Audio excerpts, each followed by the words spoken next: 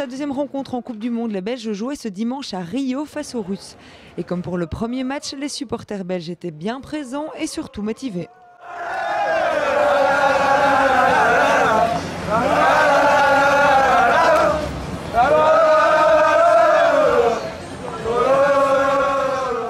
Écoutez, on essaie de faire de notre mieux pour représenter la Belgique. Donc on met l'ambiance comme on peut avec tous différents chants, que ce soit en néerlandais, que ce soit en français, que ce soit en anglais.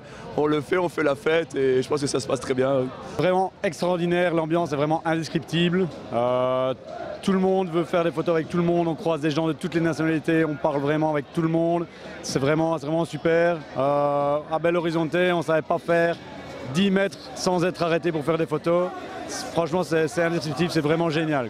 C'est super détendu avec tous les supporters adverses et entre Belges.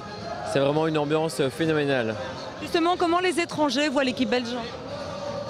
En tout cas, ils aiment beaucoup les supporters parce que tout le monde veut faire des photos avec nous. Quand on est arrivé à Belo Horizonte, on a débarqué du car et tout le monde nous a sauté dessus pour faire des photos. C'était vraiment hyper agréable.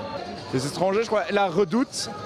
Il y en a beaucoup, on a croisé énormément, qui sont derrière nous, qui attendent énormément de nous en disant on est une des équipes favorites, je crois, du tournoi. Alors en général, les Brésiliens en tous les cas connaissent Eden Hazard, Courtois, compagnie.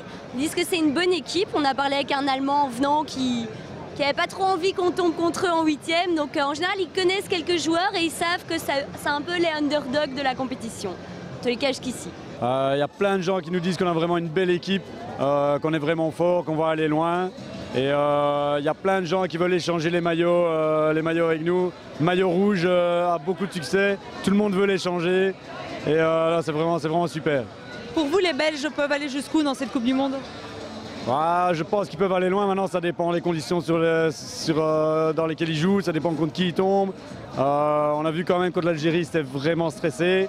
Je pense que s'ils continuent à gagner, à ce moment-là, ils vont avoir moins de pression et à ce moment-là, ils pourront peut-être aller beaucoup plus loin. Mais je pense que l'écart, les demi, il y a moyen. Ça dépend tellement de paramètres. L'équipe contre laquelle on tombe en huitième, ça déjà c'est super important. Si on tombe contre l'Allemagne, bon, ce serait mauvais. Mais ouais, pourquoi pas un quart, comme tout le monde dit, quart de finale. Nous on s'était dit huitième, quart ce serait bien, mais huitième ce serait déjà très bien.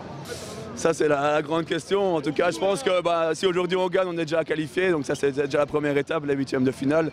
Après, si on ne tombe pas contre l'Allemagne, ça serait une bonne chose, je pense. Il y a d'ailleurs un Allemand qui est juste là. Mais voilà, après on verra. Et ça, il faudra prendre ça à chaque match. Voilà. Ça, on sait jamais. Voilà. Et au final, c'est grâce à un but d'Origi à la 88e que les Diables Rouges sont qualifiés pour les huitièmes de finale. Les supporters belges peuvent enfin fêter ça.